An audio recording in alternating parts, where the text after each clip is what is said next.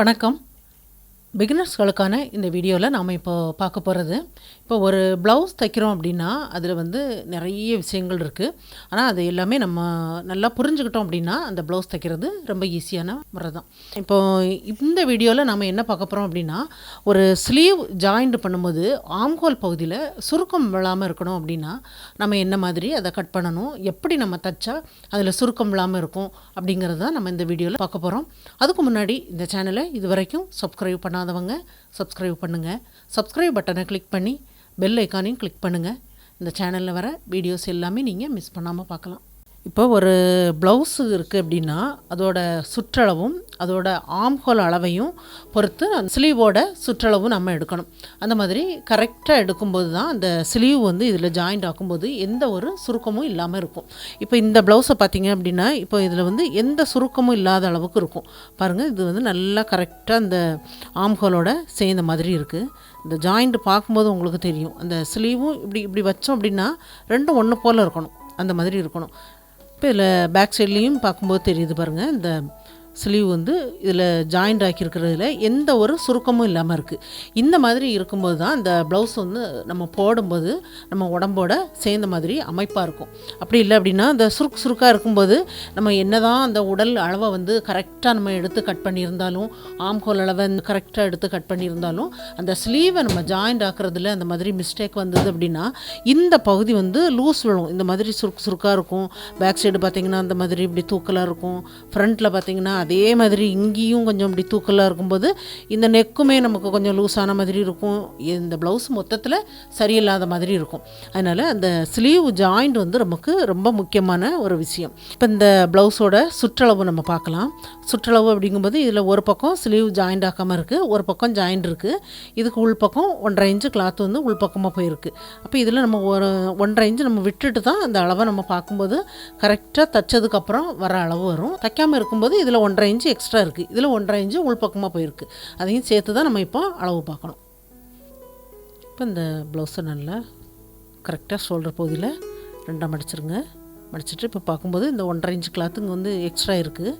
இப்போ இது வரைக்கும் நம்ம அளவு எடுத்துட்டோம் அப்படின்னா ஒரு கிளாத்தை வந்து நம்ம 4ஆக மடிச்சுட்டு பேக் சைடு அகலம் அளவெடுப்போம் பார்த்திங்களா, அந்த அளவு எவ்வளவு இருக்குது இந்த ப்ளவுஸுக்கு அப்படிங்கிறத நம்ம இப்போ பார்த்துடலாம். இப்போ நெக்கில் இருந்து கூட நீங்கள் இந்த மாதிரி வச்சு பார்க்கலாம். பார்க்கும்போது இந்த இதிலிருந்து இதுக்கு நேர் வருது இந்த கிளாத். அப்போது 12 இன்ச் அளவு மடித்து வச்சுருக்கும்போது இந்த ப்ளவுஸோட சுற்றளவு அப்படின்னு அகலம் அப்படின்னு எடுக்கும்போது 12 இன்ச்சு இருந்த ஒரு ப்ளவுஸு. இப்போ இதுக்கு வந்து நம்ம ஆம்ஹோல் எவ்வளவு கட் பண்ணியிருக்கிறோம். இப்போ இது 12 இன்ச்சு வந்தது அப்படின்னா 1.5 இன்ச்சு உள்பக்கமாக ஒரு சைடு போயிட்டு அப்படின்னா பேக் சைடில் மொத்தம் 3 இன்ச் அளவு உள்பக்கமாக போயிடும். அப்போ 12 24 இன்ச்சில் 3 இன்ச்சு போச்சு அப்படின்னா 21 இன்ச்சு தான் பேக் சைடு அகலம் வந்து தைச்சதுக்கப்புறம் வரும். 21 ஃப்ரண்ட்டில் 21, அப்போ 42 இன்ச் அளவு உள்ள ப்ளவுஸ் தான் இந்த ப்ளவுஸு. இப்போ இந்த ப்ளவுஸ் இதோட ஆம்ஹோல் எவ்வளவு இருக்குது அப்படிங்கிறத பார்ப்போம். இப்போ இதில் கொஞ்சம் உள்பக்கமாக கிளாத் போயிருக்கு. இது தச்சிருக்கிறதுனால நம்ம இந்த மாதிரி வச்சு பார்க்கணும். இப்போ இது உள்பக்கமாக போயிருக்கு, இதுக்கு நேர் வைக்கலாம். வச்சுட்டு பார்க்கும்போது இந்த ஆம்ஹோல் 5.5 இன்ச் அளவு கட் பண்ண இந்த ப்ளவுஸு. இப்போ இந்த ப்ளவுஸுக்கு ஸ்லீவோட சுற்றளவு எவ்வளோ இருக்குது அப்படிங்கிறத இந்த ஸ்லீவோட கிளாத்தை வச்சு நம்ம கண்டுபிடிக்கலாம். இப்போ இதே அளவுக்குள்ள ஸ்லீவ் கிளாத்து தான் இந்த பகுதியில் ஸ்லீவ் ஜாயிண்ட் ஆக்கியிருக்கிறது கரெக்டாக முடிஞ்சிருக்கு. 9 இன்ச்சு இந்த ஸ்லீவோட சுற்றளவு இருக்குது. மடித்து வச்சுருக்கும்போது 9 இன்ச்சு இருக்குது. இப்போ இந்த ஸ்லீவோட சுற்றளவு பார்த்திங்கன்னா, இப்போது நீங்கள் இப்போ தான் ப்ளவுஸ் எல்லாம் தைச்சி பழகுறீங்க அப்படின்னா எப்போவுமே அந்த ஸ்லீவோட சுற்றளவை கொஞ்சம் 1/2 இன்ச்சு அதிகமாக எடுத்துட்டாலும் ஒன்றும் பிரச்சனை இல்லை. ஆனால் கம்மியாக எடுக்காதீங்க. கம்மியாக எடுக்கும்போது தான் அந்த ஸ்லீவ் ஜாயிண்ட் பண்ணும்போது அதில் உங்களுக்கு மிஸ்டேக் வருது. கம்மியாக இருந்தது அப்படின்னா அந்த ஸ்லீவ் கிளாத்தில் வந்து நீங்கள் ஜாயிண்ட் போட்டு அதுக்கப்புறமா ஜாயிண்ட் ஆக்குங்க. எக்ஸ்ட்ரா அந்த கிளாத்தை வந்து நீங்கள் தைச்சி முடிச்சுட்டு கூட நீங்கள் கட் பண்ணி எடுக்கலாம். அந்த மாதிரி பண்ணுங்கள். ஏன்னா ஸ்லீவோட சுற்றளவு கம்மியாக வச்சுட்டு அந்த ஹோலில் வந்து நம்ம ஜாயிண்ட் பண்ணும்போது சுருக்கம் விழும். அது எப்படி அப்படிங்கிறத இந்த இப்போ இதில் 9 இன்ச் இருக்குது பார்த்தீங்களா, இந்த அளவை நான் 8.5 இன்ச்சு நீங்கள் எடுத்திருக்கீங்க அப்படின்னு வைப்போம். அந்த 8.5 இன்ச்சு உள்ள அந்த ஸ்லீவோட பகுதியை இந்த ஹோலில் நம்ம ஜாயிண்ட் ஆக்குனா எப்படி அதில் வருது அப்படிங்கிறத நான் உங்களுக்கு தச்சும் காட்டுறேன். அப்படி இல்லை, நீங்கள் இதே அளவுக்கே எடுத்திருக்கீங்கன்னு வைப்போம். இதே அளவுக்கே 9 இன்ச்சு இருக்குது அப்படிங்கும்போதும் அந்த ஜாயிண்ட் பண்ணும்போது தைக்கக்கூடிய மெத்தடை வந்து நீங்கள் வந்து எப்படி தைக்கிறீங்க அப்படிங்கிறதையும் பார்ப்போம். ஏன்னா அது தைக்கும்போது கொஞ்சம் கவனமாக நம்ம தைக்கணும். அந்த ஸ்லீவை எப்படி நம்ம அந்த வைக்கணும், அந்த ஆம்ஹோல் கிளாத்தை நம்ம எப்படி வைக்கணும் அப்படிங்கிறதையும் ரெண்டையும் சேர்த்து நம்ம ஜாயிண்ட் ஆக்கும்போது தான் அந்த ஃபினிஷிங் வந்து நல்லா வரும். அது தைக்கும்போது காட்டுறேன். அடுத்ததாக இந்த ஸ்லீவ் கட்டிங் இருக்குது பாருங்கள், அதுலேயும் நம்ம மிஸ்டேக் பண்ணக்கூடாது. நான் உதாரணத்துக்கு இந்த பேப்பரில் நான் உங்களுக்கு கட் பண்ணி காட்டுறேன். இப்போ ஒரு பேப்பரை இந்த மாதிரி நான் 2ஆக மடிச்சிருக்கிறேன். இதுதான் சுற்றளவு அப்படின்னு அடிப்போம். இது வந்து நீளம், இது 8 இன்ச் இருக்குது. இது உதாரணத்துக்கு நான் 8 இன்ச்சுக்கு எடுத்துருக்கிறேன். இந்த அளவுக்குன்னு எடுக்கலை, இந்த அளவுக்கு எடுத்துருக்கிறேன், சும்மா அப்படி எடுத்துருக்கிறேன். இப்போ இது 3.5 இன்ச் அளவும் நம்ம வளைவாக கட் பண்ணுவோம் பாருங்கள், அந்த மாதிரி பண்ணிடலாம். இங்கேருந்து மொத்தமாக நம்ம பேக் சைடு அளவும் ஃப்ரண்ட்டில் உள்ள அளவையும் சேர்த்து ஃபஸ்ட்டில் நம்ம அடையாளப்படுத்திட்டு தான் ஃப்ரண்ட்டில் நம்ம குழிவாக கட் பண்ணுவோம். இந்த வளைவு வந்து மேலே கொஞ்சம் பகுதி கொஞ்சம் இந்த மாதிரி ப்ளைன் அப்படி விட்டுருங்க. விட்டுட்டு அதுக்கப்புறமா அந்த ஸ்லீவ் வந்து இந்த மாதிரி வளைவாக வந்து இங்கே வந்து நமக்கு 1.5 இன்ச் நம்ம எக்ஸ்ட்ரா வந்து அளவுகள் நாம் எடுப்போம் பார்த்திங்களா, அந்த 1.5 இன்ச் அளவு நீங்கள் வந்து எவ்வளவு எடுத்துருக்கீங்களோ, 1 இன்ச் எக்ஸ்ட்ரா எடுத்துருந்தீங்க தையலுக்காக அப்படின்னா 1 இன்ச் அளவு விடுங்க. இல்லை 1.5 இன்ச் எக்ஸ்ட்ரா விட்டுருக்கீங்க அப்படின்னா 1.5 இன்ச் விடுங்க. அந்த 1.5 இன்ச் பார்த்திங்கன்னா நமக்கு பேக் சைட்லேயும் ஃப்ரண்ட்லேயும் இந்த பகுதி ஒன்று போல் முடியணும். இந்த பகுதி இருக்குது பார்த்திங்களா, இந்த பகுதி வந்து இப்போது ஃப்ரண்ட்டில் நம்ம குழிவாக கட் பண்ணிவிட்டு வருவோம் பாருங்கள், அந்த பகுதியும் இந்த பேக் சைடில் இருந்து வர்ற பகுதியும் ஒரே நேர்கோட்டில் முடிகிற மாதிரி இருக்கணும். இது பேக் சைடுக்கு பண்ணியிருக்கிறேன். இப்போ இந்த ரெண்டுக்கும் இடைப்பட்ட பகுதி, இப்போ இது வந்து இவ்வளோகான நமக்கு தையலுக்காக விடுறோம் அப்படின்ட்டா அதுக்கப்புறம் இருக்கிற பகுதி வந்து சென்டர் பகுதி ஒரு உத்தேசமாக எடுங்க. நீங்கள் அளந்து அப்படி பார்க்கணும் அப்படிங்கிறதெல்லாம் இல்லை. இந்த மாதிரி பார்த்துட்டு இதுதான் அந்த பகுதி அப்படின்னா இதிலேருந்து ஒரு 3/4 இன்ச் எடுங்க. 3/4 இன்ச் எடுத்துட்டோம். எடுத்ததுக்கப்புறம் அதே மாதிரி இதிலேருந்து கொஞ்சம் இது இந்த அளவுக்கு விட்டுருக்குறோம் அப்படின்னா கொஞ்சம் மேலே இருந்து கொஞ்சம் கொஞ்சமாக அதிகமாக்கி கொண்டு வாங்க.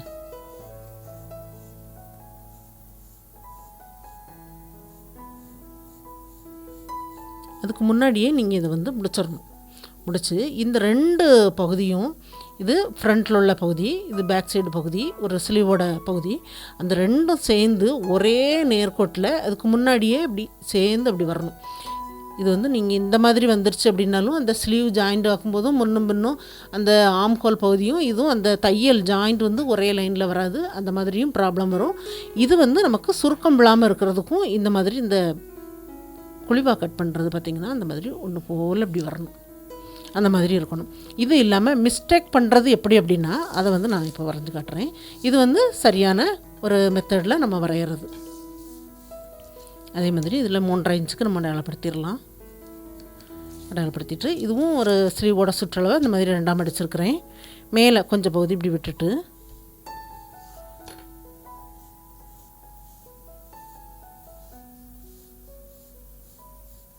இது பேக் சைடு அளவு.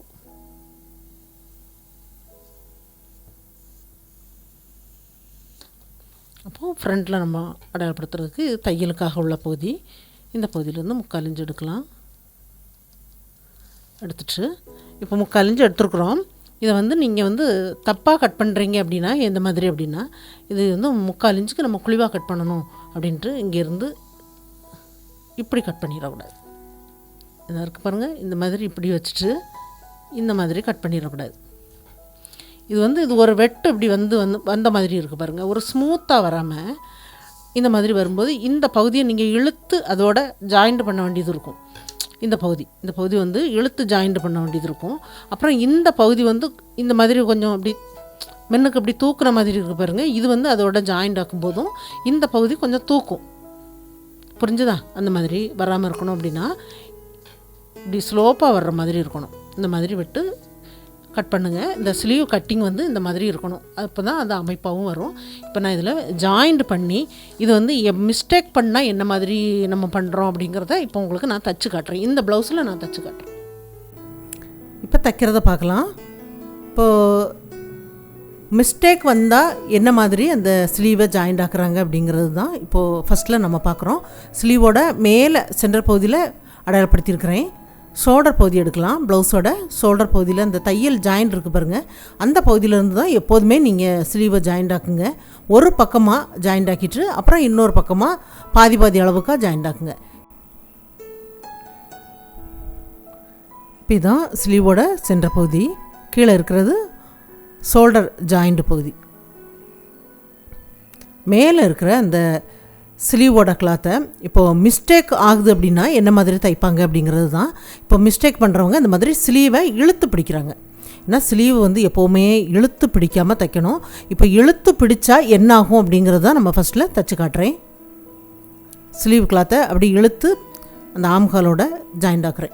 ஆம்ஹோல் பார்த்திங்கன்னா அந்த ஒரு பக்கமாக இன்னொரு சைடாக இருக்கும். நம்ம ஸ்லீவ் வளைவாக நம்ம கட் பண்ணியிருப்போம். அந்த ஸ்லீவும் இதுவும் ஜாயிண்ட் ஆக்குறதுக்கு நம்ம இந்த மாதிரி இழுத்தா தான் அதோட சேரும் அப்படிங்கிற மாதிரி. ஏன்னா புதுசாக பழகிறவங்களுக்கு அது வந்து தெரியல, அந்த மாதிரி அவங்க மிஸ்டேக் பண்ணுறாங்க. இப்போது நம்ம தைச்சிட்டு இப்போ இழுத்து தைக்கும்போது பாருங்கள், அந்த கிளாத்து எக்ஸ்ட்ரா இருக்குது. அந்த ஸ்லீவோட கிளாத்து வந்து எக்ஸ்ட்ரா இருக்குது. அந்த கிளாத்து வந்து கரெக்டாக இதோட முடிகிற கிளாத்து தான், ஆனால் எக்ஸ்ட்ரா வந்துடுச்சு. ஏன்னா இழுத்து தைச்சதுனால அந்த கிளாத் கொஞ்சம் எக்ஸ்ட்ரா இன்னும் இருக்குது பாருங்கள்.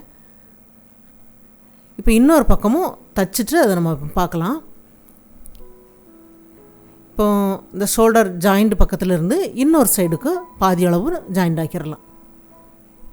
இப்போ ஷோல்டர் ஜாயிண்ட் பகுதியிலேருந்து நம்ம எதுக்காக ஜாயிண்ட் ஆக்கணும் அப்படின்னா, இப்போ ஸ்லீவ் பார்த்திங்கன்னா கரெக்டாக அந்த சென்டர் வந்து ஜாயிண்ட் வந்து நமக்கு மேலே உள்ள பகுதி அந்த ஷோல்டர் ஜாயிண்ட் பக்கத்தில் கரெக்டாக வரணும்.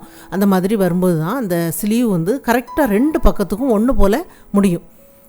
இப்போ பேக் சைட்லேயும் அதே மாதிரி அந்த ஸ்லீவை நான் இழுத்து அப்படி ஜாயிண்ட் ஆக்குறேன்.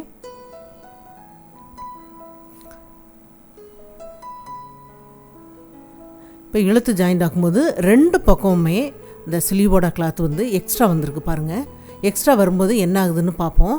இந்த ஸ்லீவை பாருங்கள், இந்த ஸ்லீவ் வந்து ஒரு நேராக இல்லாமல் இந்த சைடில் கொஞ்சம் தூக்கிட்டு அப்படி இருக்குது பாருங்கள். அது அப்படி நேராக அந்த இருக்காமல் இங்கே கொஞ்சம் எக்ஸ்ட்ரா கிளாத் வந்திருக்கு பாருங்கள். அந்த பகுதி வந்து அந்த இழுத்து நமக்கு வெளிப்பக்கமாக வருது. அப்படி வரும்போது அந்த ஆம்ஹோல் பகுதியில் இந்த ஷோல்டருக்கு கொஞ்சம் கீழே பகுதி கொஞ்சம் தூக்கல் அந்த மாதிரி இருக்கும் பாருங்கள். அது ஒவ்வொரு டைம் ஒவ்வொரு மாதிரி வரும். சில சமயம் பார்த்திங்கன்னா அந்த மாதிரி தூக்கலாக இருக்கும், சில சமயம் பார்த்திங்கன்னா சுருக்காக இருக்கும். அந்த மாதிரி இந்த மாதிரி மிஸ்டேக் பண்ணி வரும்போது அந்த ஆம்ஹோல் பகுதியில் இந்த மாதிரி தான் வரும். அந்த ஸ்லீவும் பார்த்திங்கன்னா நேராக இருக்காது. அந்த ஸ்லீவ் பார்க்கும்போதும் நேராக இருக்காது. இப்போ பேக் சைட்லேயும் பாருங்கள், அது ஒரு மாதிரி இழுத்து அப்படி இருந்த மாதிரி இருக்கும். இப்போ இன்னொரு சைடில் உள்ள ஸ்லீவ் தைச்சிருக்கிறத நம்ம பார்க்கலாம். இப்போ பாருங்கள், இந்த ஸ்லீவ் பாருங்கள் அப்படி வச்சோன்னா அப்படி நேராக இருக்குது. இந்த ஸ்லீவ் பாருங்கள் கொஞ்சம் இந்த சைடு தூக்கலாகவும் இருக்கும். தூக்கலாக இருக்கும்போது அந்த ஸ்லீவ் கொஞ்சம் பள்ளமாக இருந்த மாதிரி இருக்குது பாருங்கள். இந்த ஸ்லீவ் பாருங்கள் இது நேராக இருக்குது. இந்த மாதிரி இருக்கும்போது அந்த ஸ்லீவ் அதோட நேராக இல்லாமல் கொஞ்சம் கோணலாக இருக்கும். இது நம்ம உடம்போட போடும்போது அந்த பகுதி வந்து கொஞ்சம் தூக்கிட்டு இருக்கும். இப்போ இதை வந்து நம்ம பிரிச்சுட்டு அந்த கிளாத் வந்து எக்ஸ்ட்ரா நமக்கு வந்திருக்கு பாருங்கள், அந்த கிளாத் வந்து இதோட சரியாக வர்ற மாதிரி தைச்சி பார்ப்போம். கொஞ்சம் ஸ்மூத்தாக விட்டால் சரியாக முடியும்.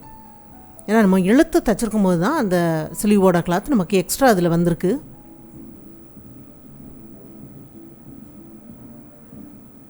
கொஞ்சம் லாங் தையல் போட்டிருக்கிறதுனால ஈஸியாக பிரிச்சிடலாம்.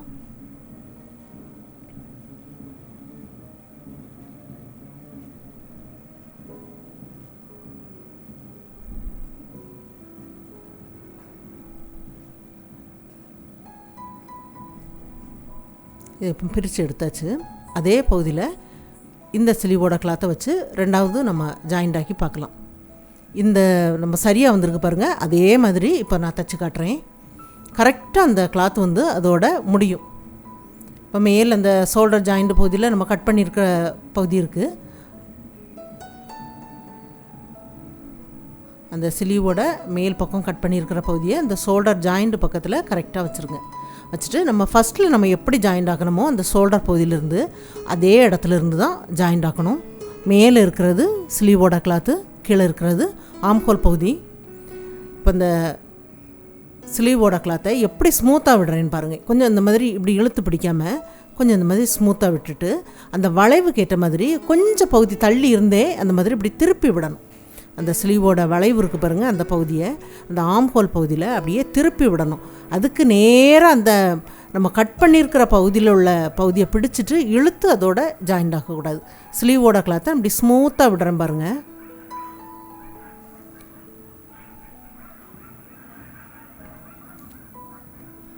இந்த பகுதியில் இந்த மாதிரி இப்படி பிடிச்சி இழுக்காமல் இந்த பகுதியில் பிடிச்சி இழுக்கக்கூடாது. கொஞ்சம் தள்ளி அந்த கிளாத்தை அப்படியே பிடிச்சிட்டு அதுக்கேற்ற மாதிரி அப்படியே திருப்பி விடுங்க. ஸ்லீவுக்கு உள் பக்கத்தில் இருந்து கொஞ்சம் கிளாத் அப்படி பிடிச்சிக்கிட்டு அப்படியே திருப்பி விடுங்க. இந்த மாதிரி திருப்பி விடும்போது தான் அந்த கிளாத் வந்து அந்த ஆம்ஹோல் பகுதியில் கொஞ்சம் லூஸாக அந்த ஸ்லீவ் வந்து அதில் ஜாயிண்ட் ஆகும். இந்த பகுதி பாருங்கள், கரெக்டாக அதோட முடிகிற மாதிரி அந்த கிளாத் வருது. நம்ம ஃபஸ்ட்டில் ஜாயிண்ட் ஆக்கும்போது ஸ்லீவோட கிளாத்து அதில் கொஞ்சம் எக்ஸ்ட்ரா வந்தது பாருங்கள். இப்போ அதே கிளாத்தை அதே ஆம்ஹோல் பகுதியில் வச்சு தைக்கும்போதும் இது சரியாக வருது. ஏன்னா அந்த ஸ்லீவோட கிளாத்தை ஸ்மூத்தாக விட்டு தைச்சிருக்கிறேன். இன்னொரு பக்கத்துக்கும் பாதி அளவு நம்ம தைச்சிட்டு பார்க்கலாம்.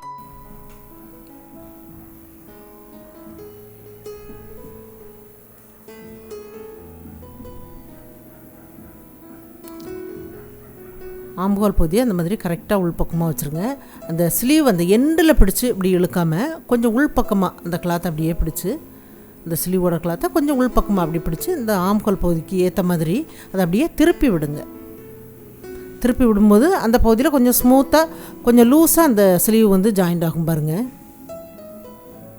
அந்த கட் பண்ணியிருக்கிற பகுதியில் உள்ளதை பிடிச்சி இழுத்தீங்க அப்படின்னா இழுத்து தான் வரும். இப்போ கரெக்டாக வந்து அதோட முடியுது பாருங்கள். ஃபஸ்ட்டில் நாம் இதே ஆம்ஹோலில் இந்த ஸ்லீவோட கிளாத்தை வச்சு நம்ம ஜாயிண்ட் ஆக்கணும். அது கொஞ்சம் எக்ஸ்ட்ரா நமக்கு வந்தது அந்த கிளாத்து. இப்போ கரெக்டாக முடிஞ்சிருக்கு. இப்போ இந்த ஸ்லீவோட ஜாயிண்ட்டு பாருங்கள், எந்த சுருக்கமும் இல்லாத அளவுக்கு நேராக இருக்கும். இப்போ இந்த ஆம்ஹோல் பகுதியும் பாருங்கள், அதில் வந்து அந்த தூக்கலாக இல்லாமல் நேராக இருக்குது பாருங்கள். கரெக்டாக அந்த ஸ்லீவும் அதோட ஜாயிண்ட் ஆகிருக்கு. இப்போ இந்த ஸ்லீவோட சுற்றளவை எப்போதுமே கொஞ்சம் அதிகமாக நீங்கள் இப்போ தான் நீங்கள் ப்ளவுஸ் தைச்சி பழகுறீங்க அப்படின்னா ஸ்லீவ் சுற்றளவை கொஞ்சம் எப்போதுமே எக்ஸ்ட்ரா எடுத்துகிட்டு நம்ம தைச்சிட்டு கூட நம்ம கட் பண்ணி எடுக்கலாமே தவிர அந்த ஸ்லீவோட சுற்றளவை நீங்கள் கம்மியாக எடுத்துகிட்டு நம்ம அந்த ஆம்ஹோலில் சரி பண்ணி ஜாயிண்ட் ஆக்கிற மாதிரி நீங்கள் இழுத்துட்டீங்க அப்படின்னா ப்ளவுஸ் மொத்தமும் அந்த ஃபினிஷிங் வந்து நல்லா இருக்காது.